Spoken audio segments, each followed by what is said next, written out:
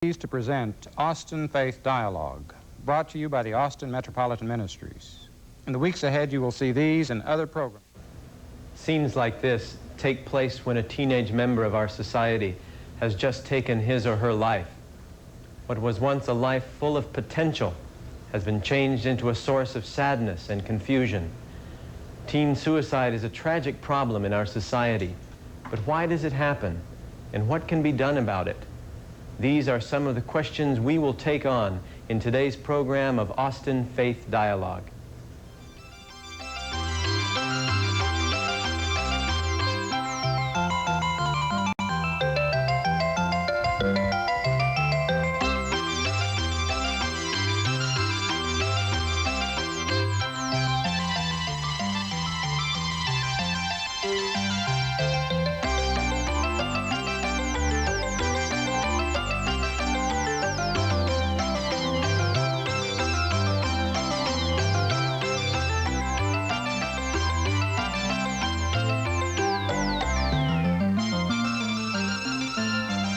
Austin Faith Dialogue, a public affairs program at the crossroads of religion and life, a series highlighting the cultural and social interaction between the worshiping and religious communities in and around the capital city. Austin Faith Dialogue is brought to you by the Austin Metropolitan Ministries in cooperation with KTVC. Join us now in Austin Faith Dialogue. Welcome. I'm your host, Father Mike Siss. And our three guests are going to share with us from their expertise in dealing with suicide among teenagers in the Austin area.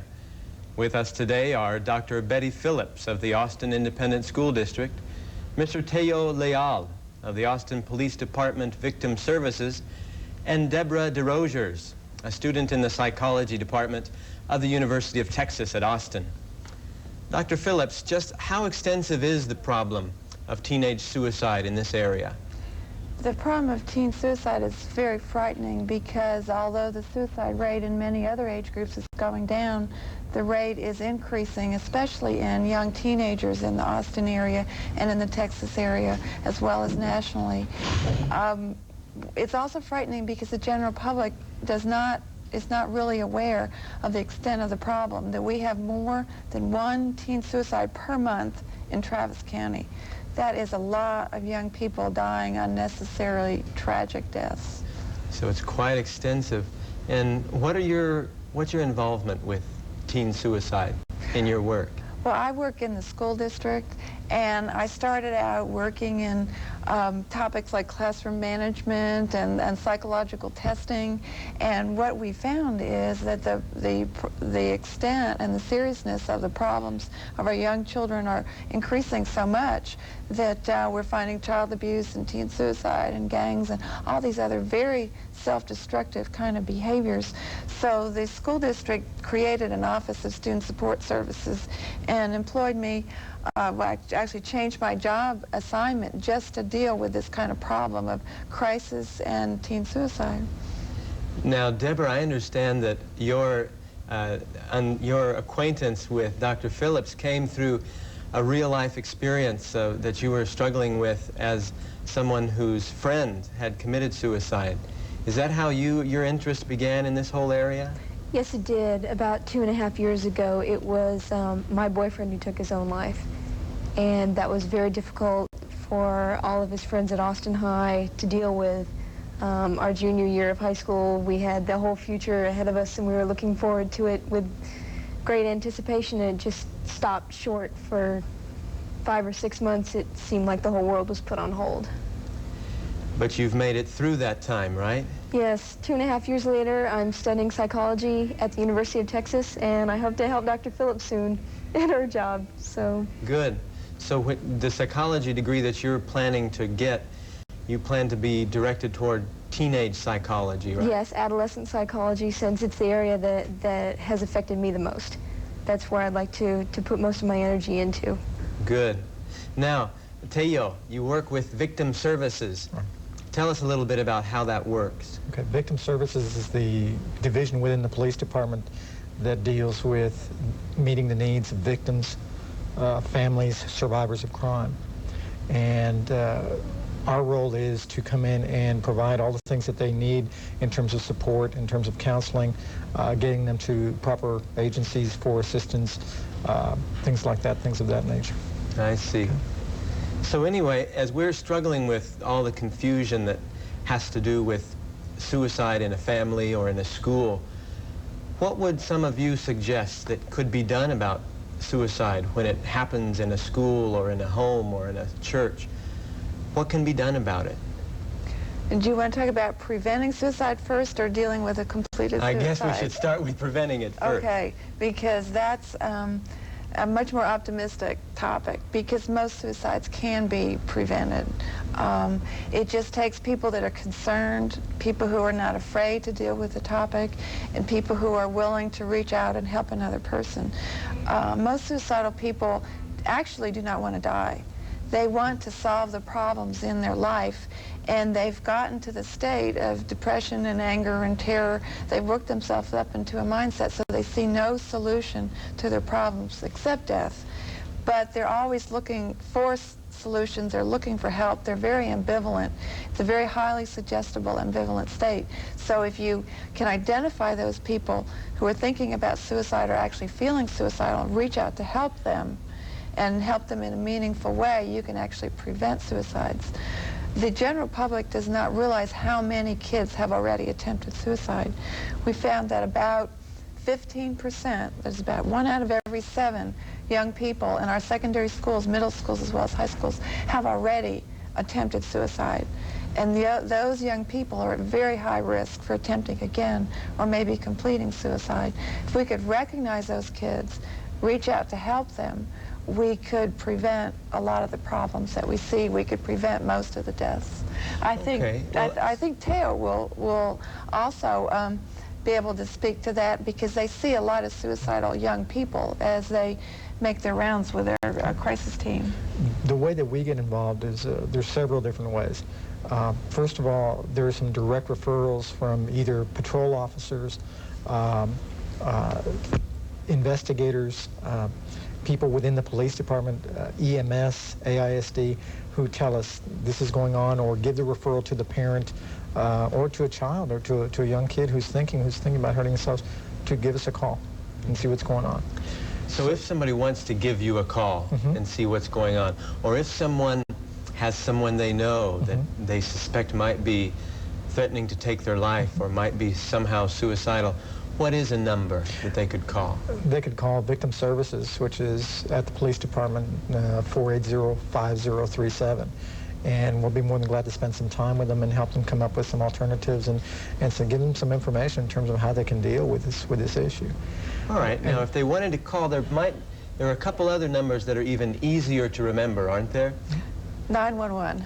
911. If you forget any emergency number, you call 911, and they will help you with whatever problem you have. But if you can remember, there's a 24-hour MHMR crisis hotline, which is totally confidential. That's 472-HELP. Students can call, parents can call, friends can call for any kind of a crisis. But it's there at any time if someone is feeling suicidal. Okay. One of the things that Betty mentioned was the fact that we have counselors on the street every night in what's called our crisis team. So lots of times we are called to the scene of, let's say, domestic disturbance or family disturbance, family violence, things like that, problems with teenagers. Sometimes there are teenagers going out of control. And lots of times what we do is we'll get to the call, and initially it's just starts out as problems between that teenager and his parents. And then in spending time with that kid, then we find out that there are some underlying things that are just kind of creating all this. Maybe there's some drug problems, inability to get along with parents, school problems, things like that. And that's when we find out that a lot of these kids have tried to kill themselves or are entertaining the thought. So that's another way that Victim Services or Austin Police Department, and part of the police department, gets involved with kids who are contemplating suicide or who are hurting themselves. Lots of times we get called by hospitals when someone has attempted suicide, whether it's an adult or a teenager. We will be called from the emergency room, and we will get down there and talk to that person and see what's going on, make recommendations, things like that.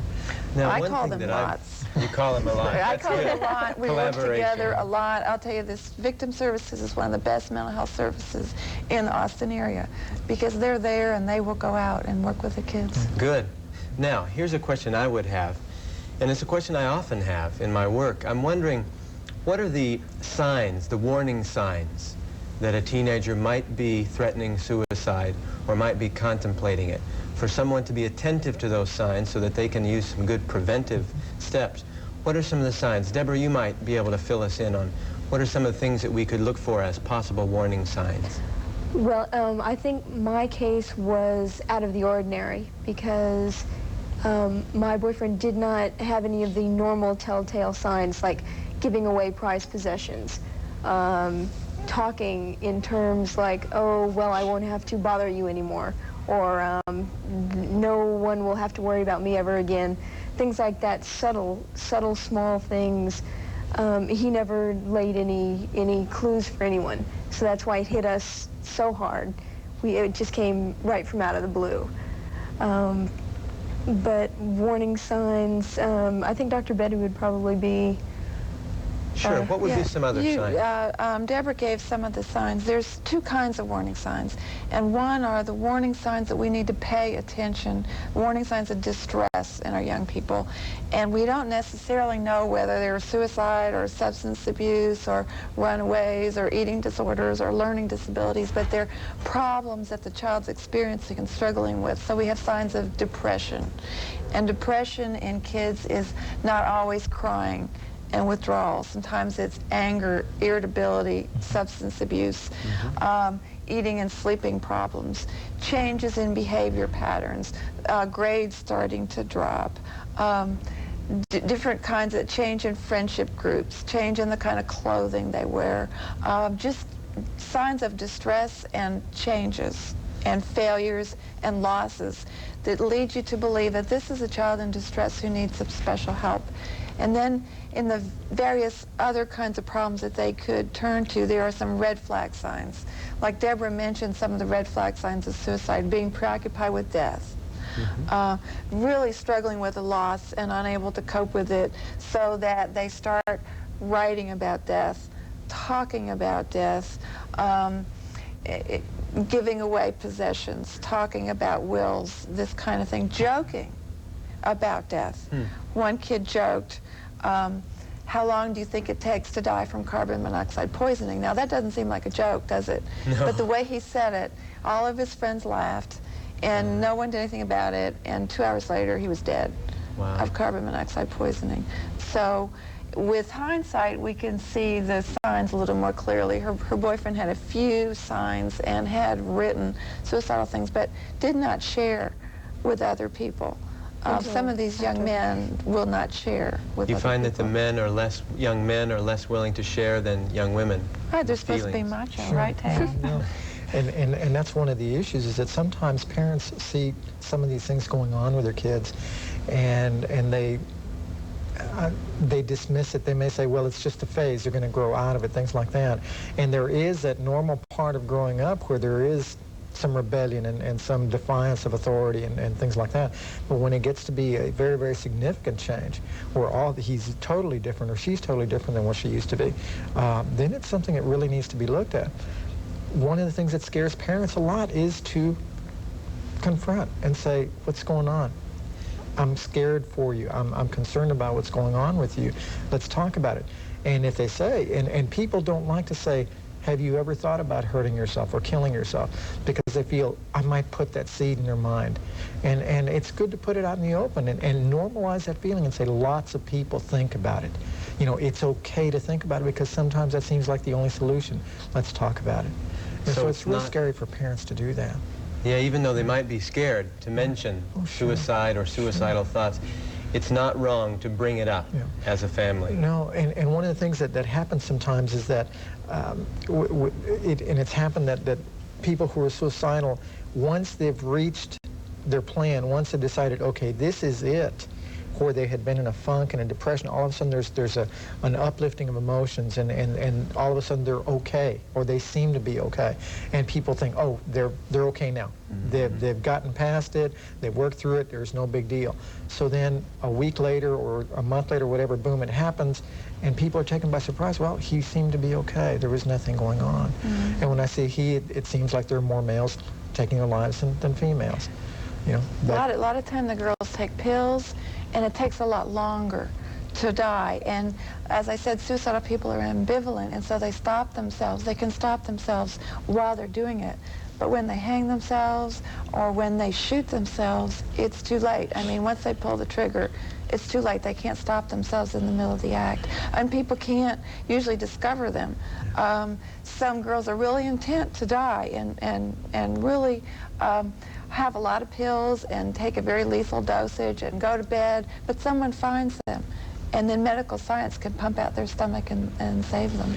So there might be a point where the person is ambivalent, the young adult is ambivalent about whether they're going to try it or not.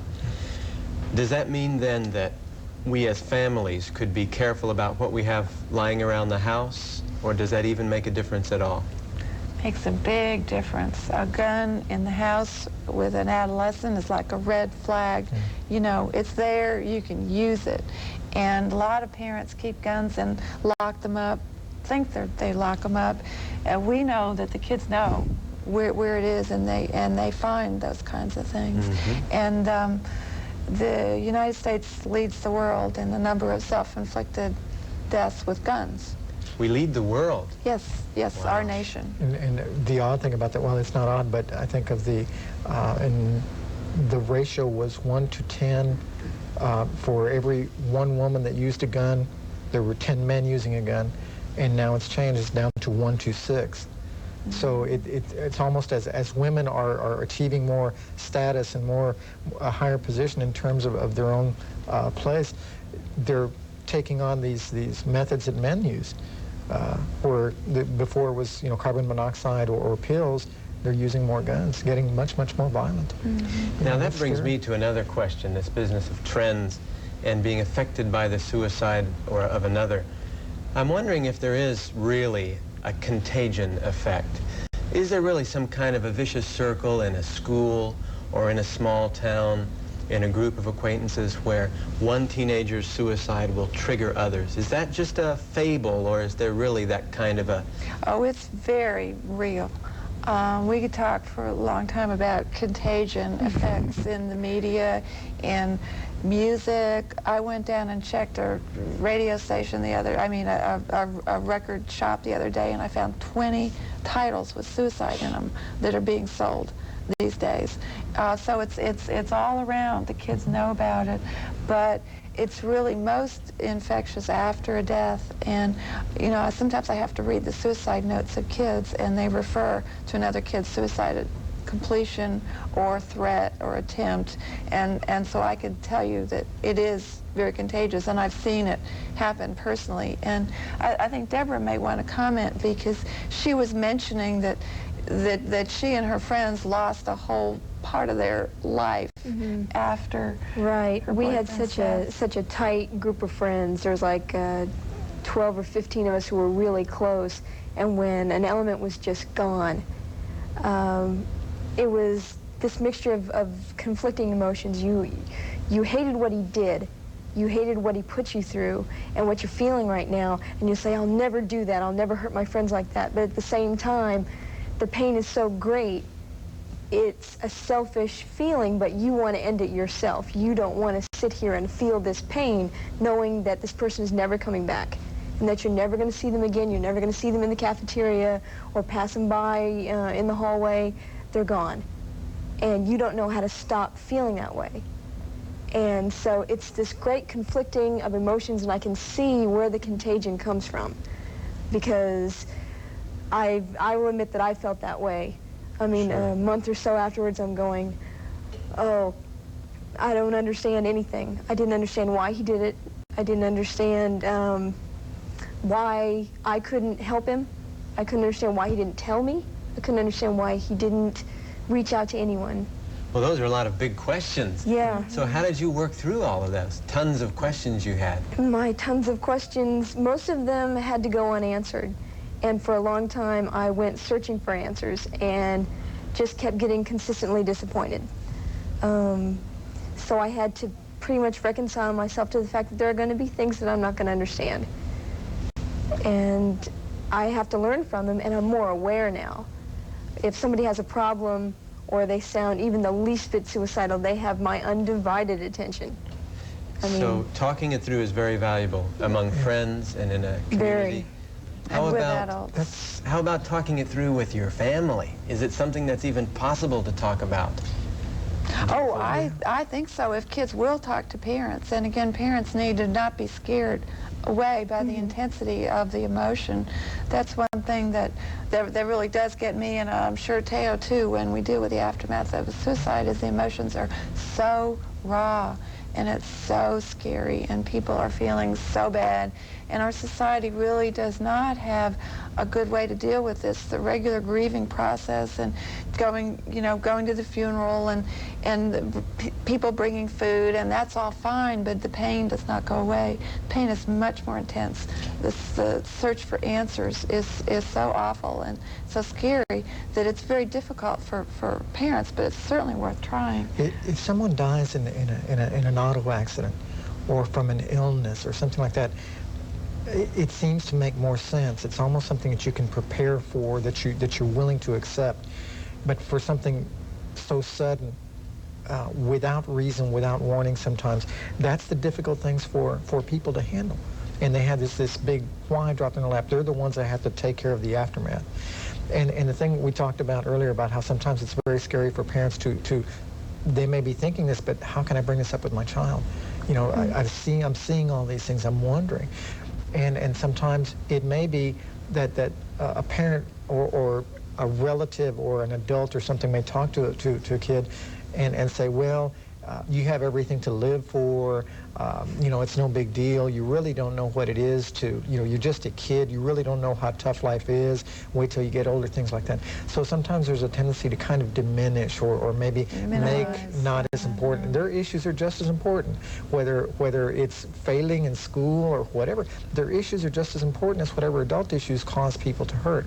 And it seems like most of the suicides that have occurred, the issues have been parent-oriented, family situations, and a minority of them are suicides dealing with boyfriend-girlfriend relationships.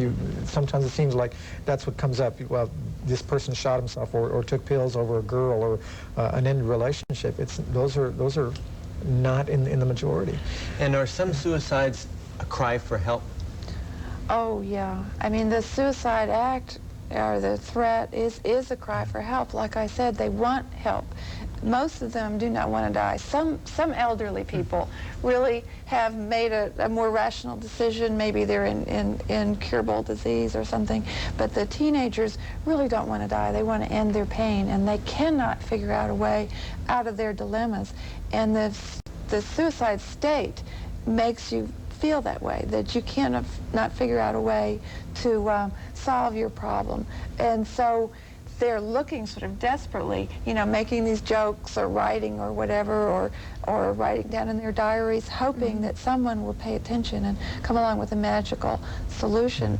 If you put a phone on a bridge and they did it in Poughkeepsie, New York, where most people jump, and that phone is there, and it's a red phone, and it says, call me if you feel bad. Most people will even just pick up a phone, as impersonal as that, and seek help. Now, you speak of hope, and you speak about a suicidal stage. Does that then imply, from the basis of your experience, that one can live through this suicidal phase and find hope and new meaning for living?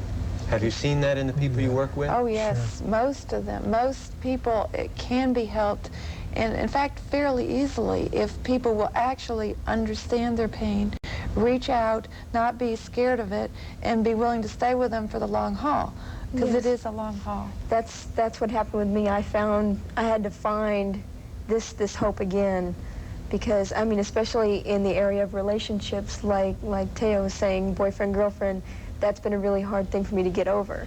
Sure. Since it was so close and it ended so quickly, there's a lot of apprehension about whether to trust someone again. And that's a logical fear at this particular stage. And I would like to emphasize what he said about allowing yourself to grieve and allowing your children to grieve if something happens like this. I remember on the day of my friend's funeral, I went to class, I sat down in my chair, the chair next to me was the one he usually sat in, and I started to cry, and my teacher said, "Stop it. If you're going to cry, go out." So not everybody handles it well. Right. Well, now we only have a couple minutes left in this program, and I'm wondering if you might have some parting words that you would like to share with our audience on the show today, perhaps something directed to teenagers or to families. What would be your statement that you'd like to complete the show with today? I'd like to ask Deborah to speak to teenagers. Oh, I can tell them personally how much pain it is for the people left behind. I mean, it is irreversible. It is in a lot of ways. It stays with you. And I can speak as somebody who's thought of it herself. And it's really a very futile way of dealing with your problems. It really is. Okay, well, thank you so much. And Teo, would you have any sort of thing that you would like to say to teenagers in our society? I think for teenagers, one of the things that they see if one of their friends does commit suicide is the feeling comes up that, okay, if he dealt with his pain in this way, then maybe that's the only solution there is. Maybe that's the same thing that's in store for me. And it doesn't have to be that way. It's different for every single person. It takes some real hard work sometimes to understand some things. But it can be different, and it is different for every person. So for them to say, well, it must be my ultimate option also is not okay. For parents to tell them not to dismiss that. Not to say, oh, well, she's just asking for attention, it'll pass, things like that, that they need to take an interest, that there are people out there who can help them out, who will be more than glad to talk to them, and all they have to do is pick up the phone if they're not real sure, if they're real scared. That's good. Well, thanks. Dr. Phillips, would you have any final remarks you'd like to share? Well, just to teens and parents not to be afraid to face the pain, because they can. And they can find help, and they can find hope. They can find hope. I think those are nice words to close our show with today. I'd really like to thank all three of you for being with us today, Deborah, Teo, and Dr. Phillips. You've really made this an excellent show that I'm sure a lot of people have benefited from. And you see that so much is being done in our community to combat the problem of teenage suicide. If you know someone who might be losing the will to live, or who might be in danger of taking their own life, realize that you don't have to face this alone. We've seen today that